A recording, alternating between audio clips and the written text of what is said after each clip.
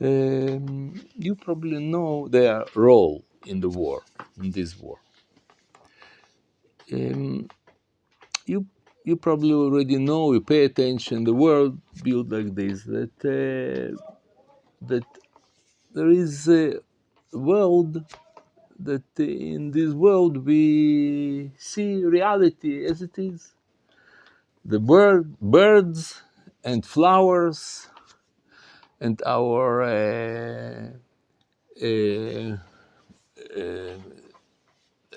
loan that we have to pay in bank, and my neighbor took my car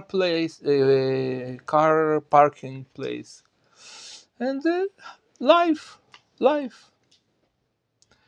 and there is kind of life that it's tragedy, hospital and car accident and prison and death, all kind of things. And there is some curtain that divide between two worlds, those two worlds. It's like, look like the same reality. You can see in this world, you see that there is reality. People go to make shopping, and they took kids from children's garden. But really, it's two different realities. Reality of tragedy that you're in hospital. Someone he is in hospital and see doctors, and someone that close to you is sick, ill, and you don't know what will be, or war like now. And you always think about someone, your son, that there in Gaza. And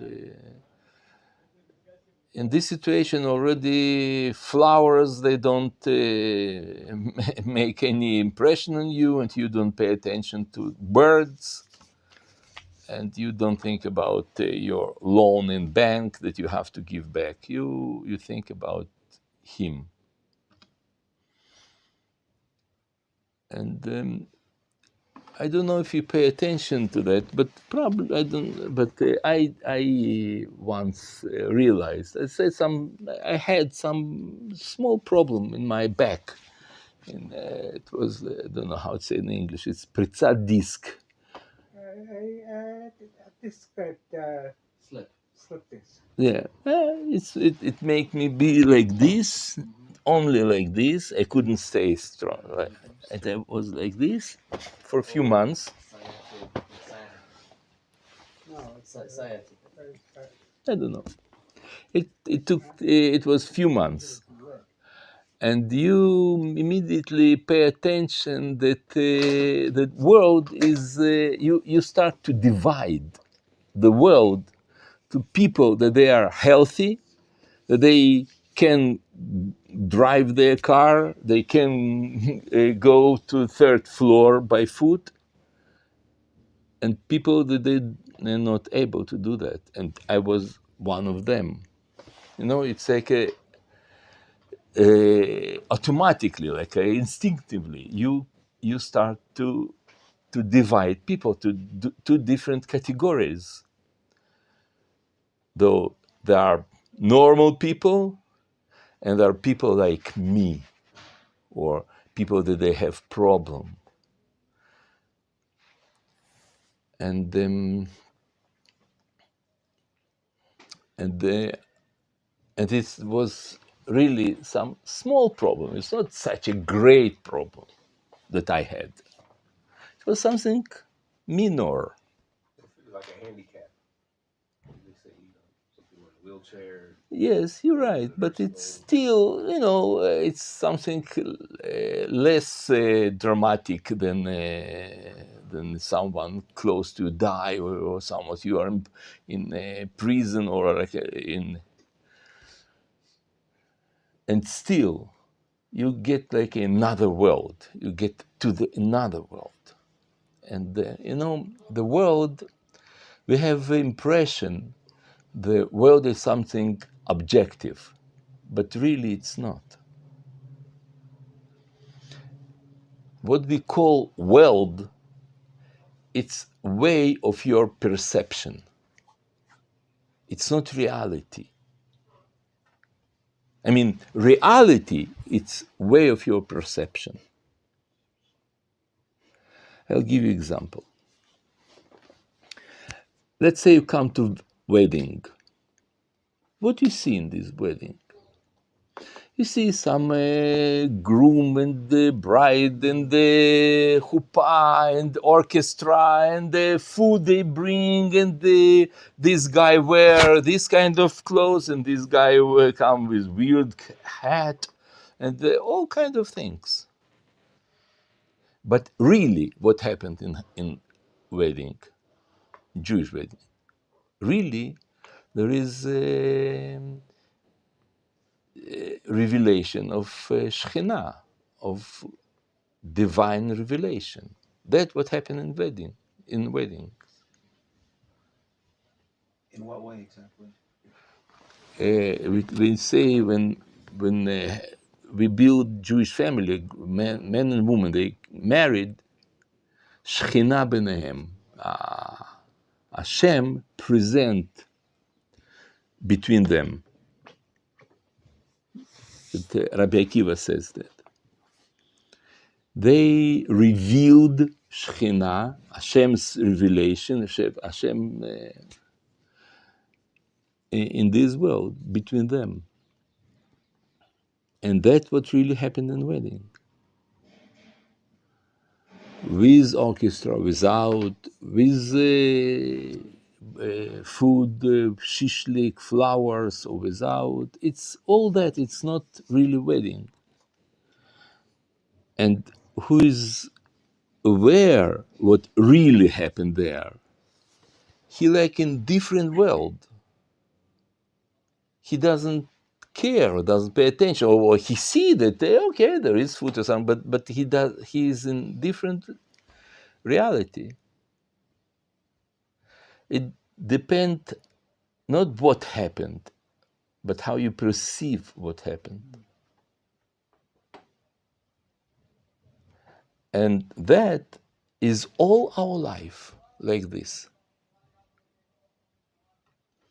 But sometimes there is situation that Hashem force you to get to some reality.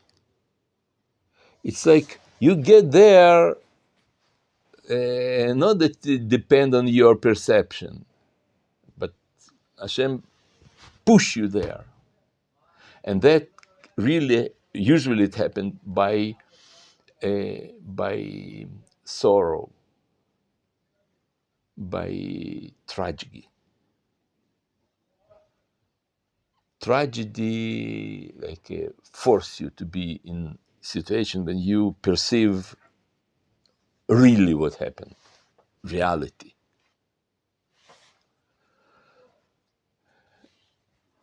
And I think that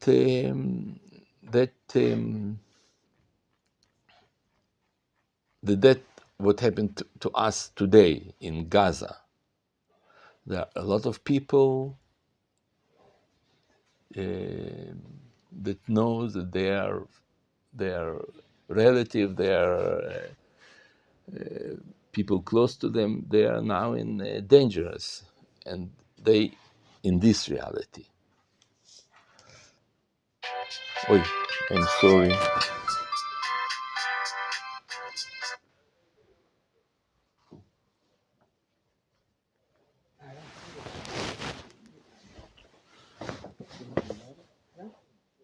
He's there. I know. Now, after that we get into this reality that something happened, all kind of things, there are also like a few levels or even not levels, those few steps that you have to pass. If not, God forbid, someone die in his family. In the beginning, we denied that. It maybe it's mistake. Maybe it's not true.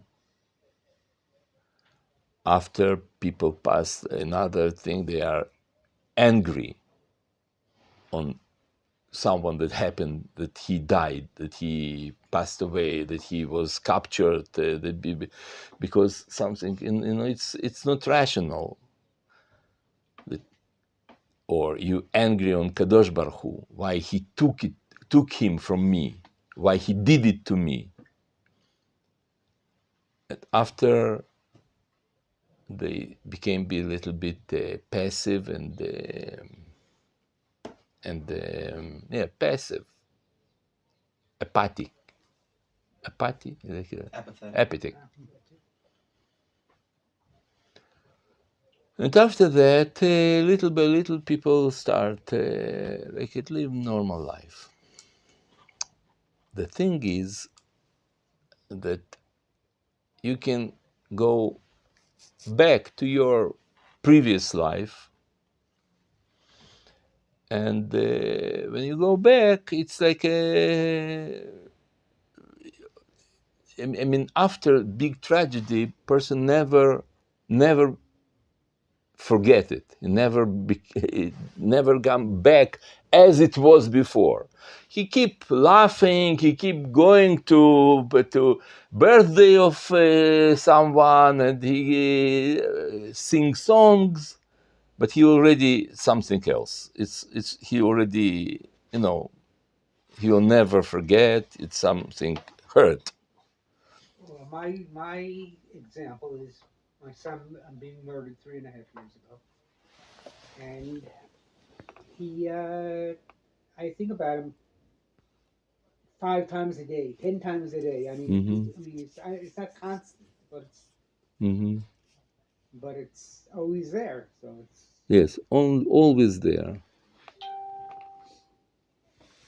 Yeah. And also, after that, we already in this tragedy, and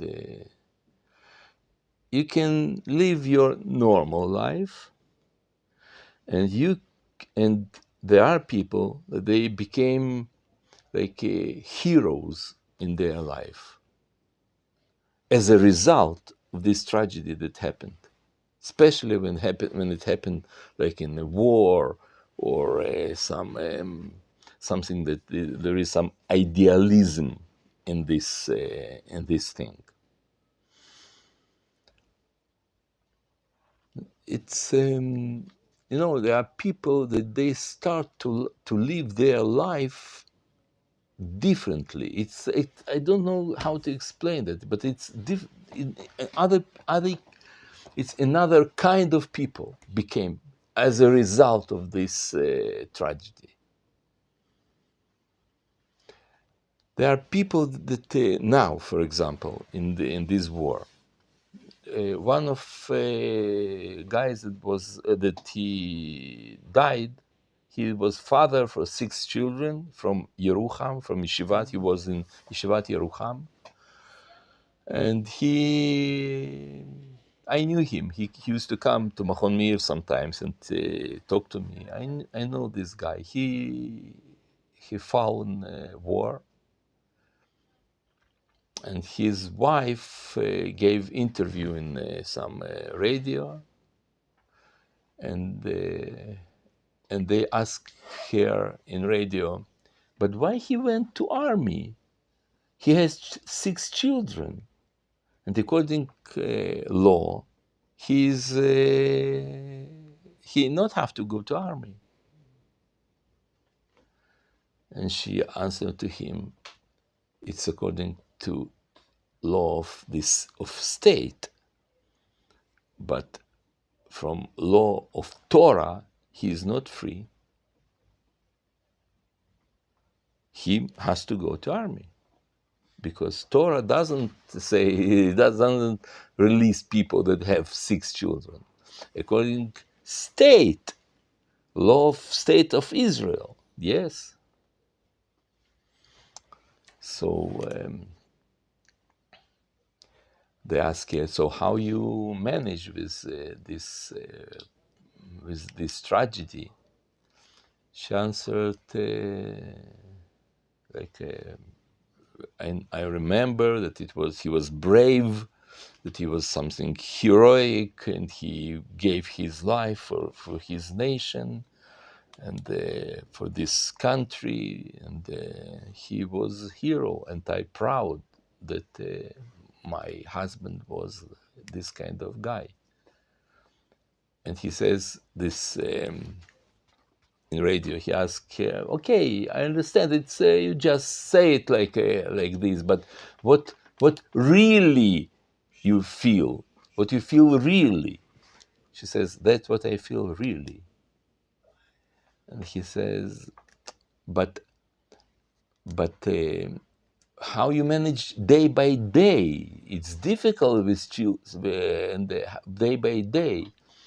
And she answered to him, "You know, my day by day, it's not separate from Torah. Our day by day, it's a Torah.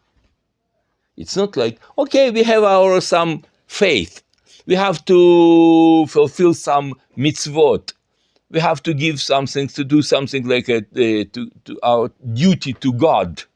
But we have a real life, children, food. You have to celebrate, go to do life. This is life, and you have to be religious because otherwise God will put you in hell if after death, or He will punish you. You'll be sick. And in order to be in good relation with God, so you're religious, you fulfill some duties." She says, no, it's not. Our life, it's our faith. And he believed, and he gave his life not by accident. It wasn't something that he wanted to play some in war, or to go with gun, and suddenly somebody kill him there. No. We knew what we did. We decided. We understand what it can be, and that is our life. It's different kind of life. Understand? It's like, as I said, there is some curtain that divide between normal life and this kind of life. There are people that they live in different reality. And this is real reality. Everything that happened in front of this curtain, like an external world, with problems, with people, with flowers and birds and the birthday and the life, cakes and the holidays. That is not real life. All this external life, it exists in order to bring us to different level, to deep level of reality.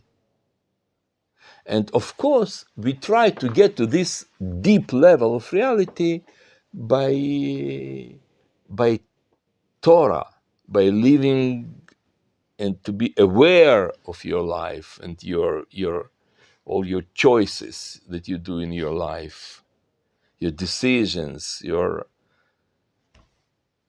what you prefer, this and that, your different kind of life. Torah teach us how to get there, but our goal is there, not in heaven, not in some spiritual life. It's not. It's different reality. And suffering, that kind of thing that bring you in this different reality.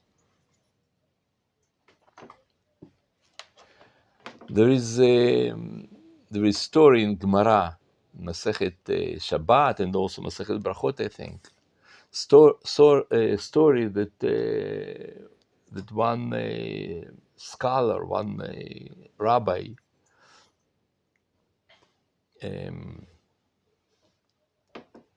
come Rabbi Lezer, I don't remember. He came to Rabbi Yochanan and he asked him, and Rabbi Yochanan, he suffered a lot. And he asked him, are you in joy of your suffering? And he says, no, and I don't, no, kilo, no. And when I learned this Gemara, I was wondering, what kind of question this is it? Is it cynical question? He laughed on him. What kind of question? Are you in joy of suffering?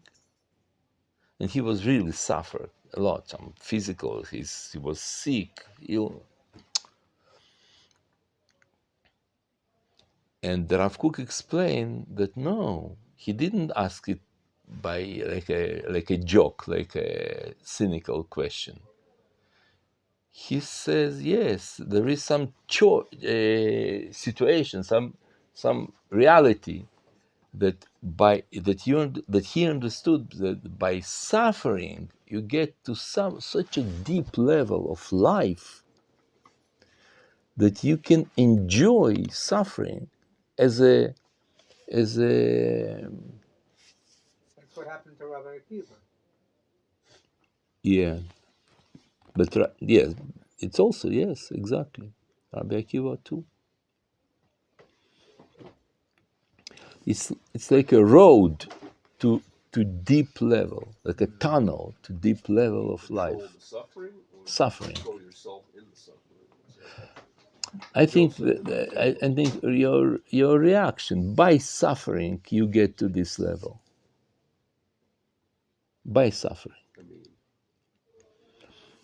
And when we pray to Hashem every day, we say, but help us and clean us and pure us, but not by suffering and all kind of illness. We ask that. Why we ask that? Because we know that it's, first of all, it's very difficult. Second, it's because sometimes suffering can annul you, erase you. It's make like a, you little, very little, make you small. But who knows how to meet tragedy, meet suffering? He can have some great adventures or benefit from that.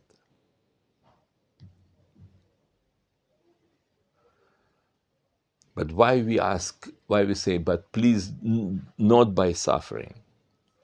Because we believe that if you learn, if you aware, if you live in this world in such a, such awareness, such a, it's like awareness of reality, and you're always there, so you don't need this help.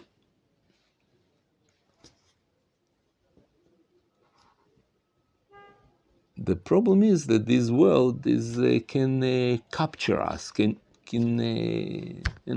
swallow us.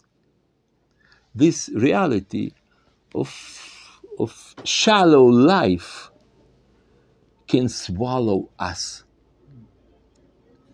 and we will live all our life. I think this is the biggest tragedy, that you live all your life in shallow level.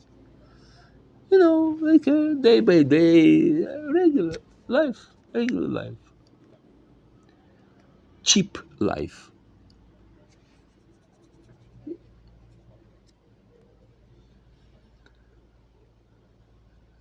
And this war now, it makes all nation to be, like something very, very deep, with roots, we understand. And radio, TV, and all kind of, channels, they say, okay, they did it, everything is very, very cheap. And they influence on us also. But it's important to be aware that what's kind of life. And also, you met Rav Aryeh Weiss. He teach you, Rav Aryeh Weiss. He teach Gemara. You not learn Gemara? I don't think anybody was here when he was there.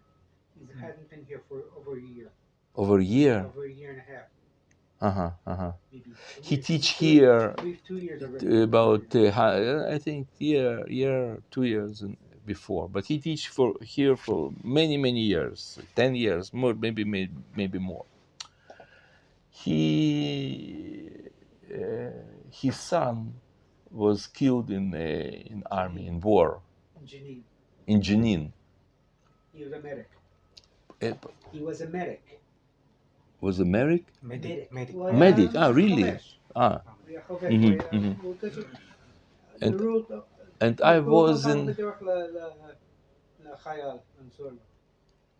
I was in his funeral, and we were, all of us, we were very sorry for him, and normal reaction, like how you react that son of your friend fell in the war. But suddenly his wife of Rav Aryeh, he started to talk in the funeral, and she says that we want to thank God for this zchut, for this merit that He gave us, that our son gave his life for this country, for these people, and we are proud, and we appreciate the fact that she talked.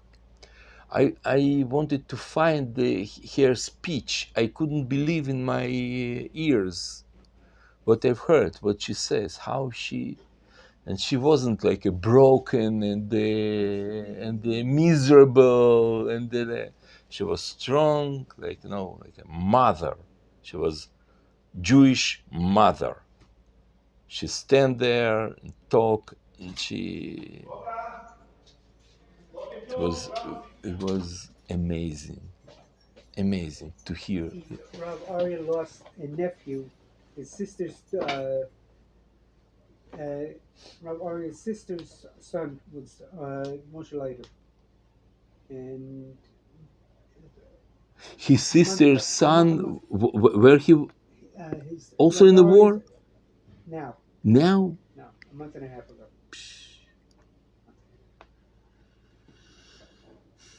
I'm friendly with the whole family. No. And the same, it's here there is a rabbi, also in Machon Meir, Rabbi Eliyahu.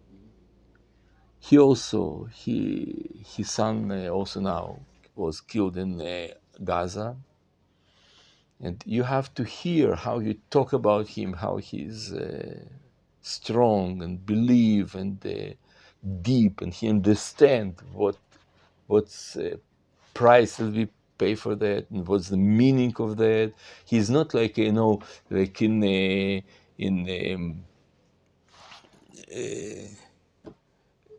like deny that he doesn't understand what happened to him. He's not like a drunk. No, he understands. Many of us went to the funeral. Again? Many of the students went to the funeral. Ah, really? Yeah, you did, yeah. Yes, he did, yeah. I saw him on TV last week on the Patriotic. He was very, very strong. The Rav, the father. But a father and mother also, and you should know he's not like a tough guy, like a strong, tough. He said, blah, blah, blah, blah, blah. No, it's not like this. It's different kind of heroic. It's not. He's exciting and make all kind of like in some drunk. No, he understand. He choose it.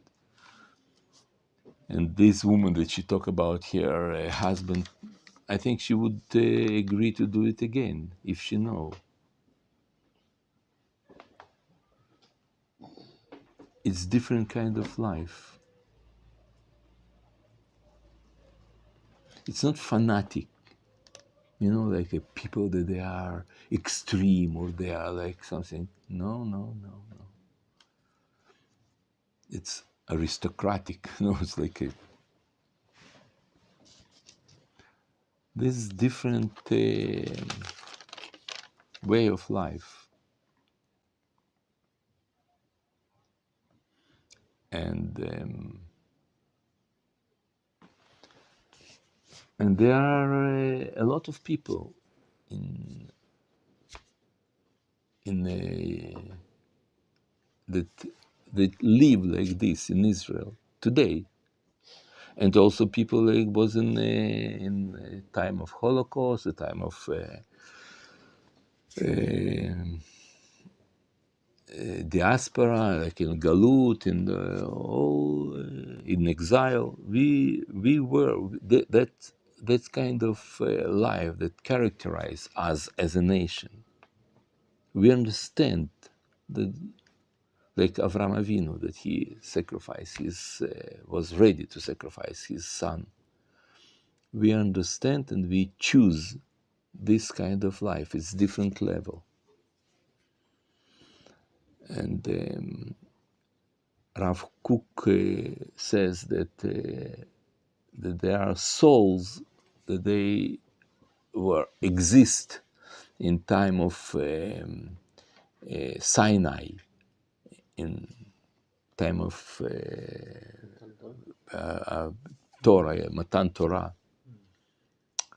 And those souls, those kind of souls, they appear in a different generation, and in our generation they appear more and more. Every Shabbat I go to army base, and I meet soldiers. All my family stay at home, and I alone or sometimes with my son. I go to soldiers and meet them, and they give them lectures, talk to them, and give them advice, and I have connection with the soldiers. They come from battle, come from war to this base, and after a few hours, sometimes 24 hours, they go back. They talk to them, and I know those people. Some of them were wounded, those boys that I met. And they understand what they're not like wanted to kill Arabs, and some adventures, and they want some. It's very, very. I don't know how it's in English. This atzili, it's like atzil, noble. Yeah, like a noble. They are. It's very, very special. And the women in Israel, I think they suffer much more than men in a day-by-day life. Like a man, they fight, but day-by-day life, how they manage with children. For example, my son, he's in a war now. He has my son and my daughter. My son's in the army, and his wife is with her baby and working also. And my daughter's with her kids, and my son-in-law's outside of Gaza. We're inside of Gaza. Yes, exactly. Imagine women, like a woman alone. I'm talking about my son's wife. She's pregnant with 4 children, live alone. They live in not in settlement, but that out of settlement, because they want to release our lands, and so they live in Maoz Esther. If you've heard something, that people that they live alone, like a house alone with no neighbors almost. And and there are a lot of women like this. My daughter also like this, a lot. And if something, God forbid, happened, they, it's like in the army, regular life, but sometimes you have to go Masa. I don't know how to say it. It's like a Masa. It's like a march. You have to go a lot of kilometers at time. Sometimes 80 kilometers. They go by food, with ammunition, with all your arms, with everything. It's heavy, and you go, almost without very little, like a stop that they make. And I also was, when I was in army, but I was just 37 kilometers. It's less than others do. But the most difficult thing is to go with when lunka. How say in English? Stretcher. How? Stretcher. Stretcher. There are 4 or 6 people with someone that here it's very, very difficult. I saw sometimes. I couldn't do it. I used to run and back with my samal, with my hand on the guy's. So that's what I used to do. It was so difficult. Sometimes I saw myself how other soldiers, they cry when they go with this stretcher. It's very difficult. So there is expression in army that you go under the stretcher, mitachat lelunka. That is the most difficult place. And I think in this war, women, they are under the stretcher in all levels, because it's much easier when you are not in battle. In battle, it's difficult. It's true. But battle is usually few hours, and that's it. Most of the time, you're not in battle. You rest and you prepare, and then you go to battle, and then again you rest. Women work harder. They 24 hours all the time. They are under the stretcher, and if something, God forbid, happened, they If someone killed, he killed. He already died. He will not feel anymore. He doesn't suffer at all. But his mother suffered, his wife, his daughter. And it's important to be aware and to be appreciate and to express, to say them that how we understand their role, and they live in this kind of life of reality, of real reality, not of like an external and shallow world. They live inner world. Was it good?